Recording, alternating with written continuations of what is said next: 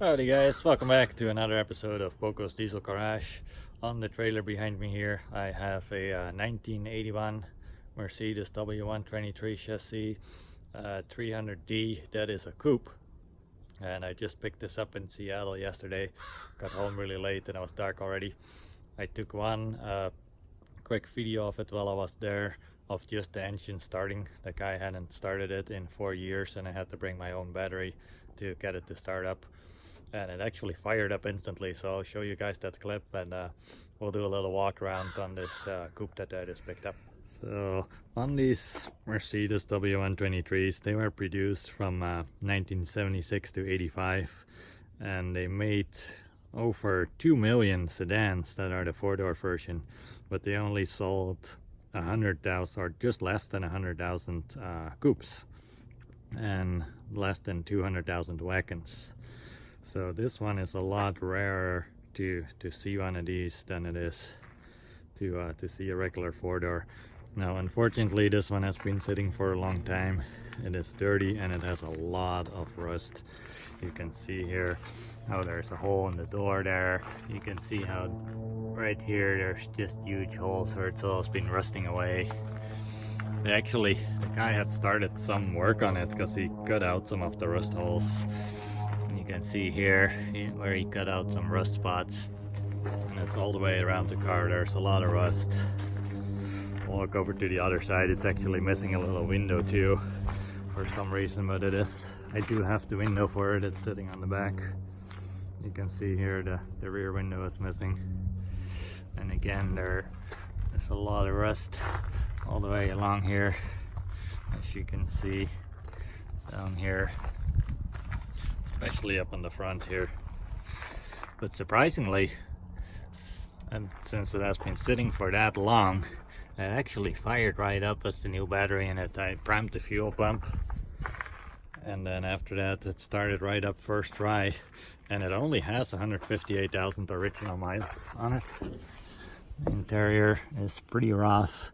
It smells really moldy in here because this window has been open, and I was sitting in Seattle where it rains like almost every day, so that definitely does not help with the rust and everything going on with it. But I'm gonna pop the hood and start it up for you guys and show it. You can see underneath the car here, and it's surprisingly it's not leaking any fluids. I did check everything to make sure all the fluids are topped off before I tried to start it yesterday, since the guy said he hadn't started it in 4 years. It's just been sitting in his backyard, but doesn't look like it's been dripping any fluid, so that's pretty rare. And also, like I said, those miles, if it only has 158,000 miles on it, that is really low to find one like that, especially a coupe. That's pretty rare. But of course you can definitely find them in better shape as far as the body goes. So here's the engine, everything is there. There's a lot of like everything here is like all oxidized, and so it's all dirty because it's been sitting for so long. But yeah, we'll go ahead and fire it up. Getting in the car here, you can see how rusted the floorboard is. Surprisingly, the one on the passenger side is not that bad, but when you look here in the back, they're all pretty rusted too. So I don't know yet if it's gonna be worth restoring this because there's just so much rust on it. But let's start her up and see how the engine sounds. And I'll put the original clip in here too from the very first time that I started it. I just filmed like a few seconds of it starting up. I didn't actually wanted to film the place where it was at or anything. I didn't ask the guy.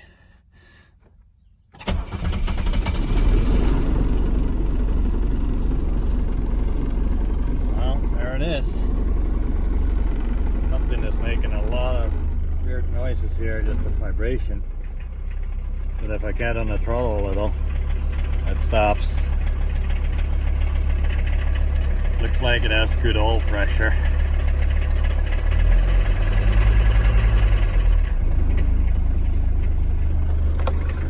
I think it's just all these body panels and everything is vibrating. You can see right here like all of this. Look how loose this is.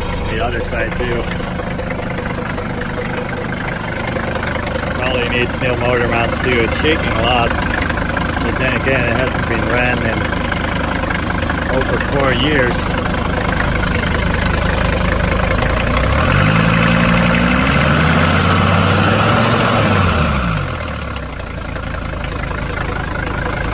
There's no Mercedes diesel for you. It'll still start. Just throw a new battery in it and fire it right up. Vibrating a lot. It doesn't sound the greatest, but it doesn't sound that bad either.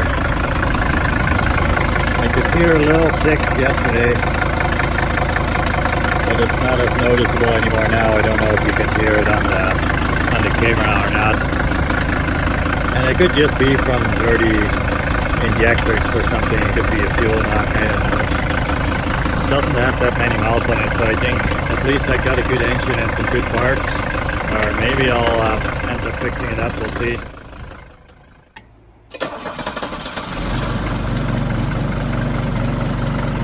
Alright, so I got her off the trailer and parked her here in the back of my yard. I'm not quite sure yet what I'm gonna do with it. She was running a lot rougher today than actually when I picked her up. Maybe because she's been sitting on the trailer for a few hundred miles and it's knocked off all the rust and dirt or whatever might be in the fuel tank. And then the fuel, of course, is also at least 4 years old, if not more than that. I did cover up the window here, so it doesn't rain that much over here on the east side, but at least it will keep out anything. The biggest issue, I think, with this car, if I were to restore it, is that it smells so bad in there. The interior is just completely would have to be replaced. It's you can look at how bad it looks in here. There's a lot of missing parts, and then it's like the headliner is super dirty. It has mold on it, and the whole car just smells like mold, and I don't know if that smell is ever gonna come out or not. I think that's the biggest issue with this car. Even if I were to fix all the rust and everything, I'm not sure if it's gonna be worth it. So I don't know. Let me know what you guys think. If you had this car, what would you do with it? I think the engine is gonna check out all right after a little work, especially with only 158,000 miles on it. That's pretty rare to find one with that low of miles on it for a diesel. And then the guy did say the transmission shifted rough, and that's why he hadn't driven it much and just kind of parked it. And then he started on restoring it a little and taking some things apart and cutting out some rust holes and stuff, and then he just decided he didn't have the time for it, or maybe he lost interest in it. I don't know. That's gonna need a lot of work to bring this one back to its former glory. But yeah, leave me a comment. Let me know what would you do if you had this car, and for the price I paid for it, I can always just part it out, and that way you know, this one is not going to be on the road anymore, obviously, but if I can help, you know, maybe a couple other of these cars stay on the road still, that's, you know, I'm still helping save these old Mercedes Benzes, and I just think they're really cool cars. So yeah, leave me a comment and let me know, and that's gonna wrap it up for this video. She's probably gonna be parked here for a little while because I have a lot of other projects to work on. So yeah, that's it. Thanks for watching, and we'll see you guys in the next video.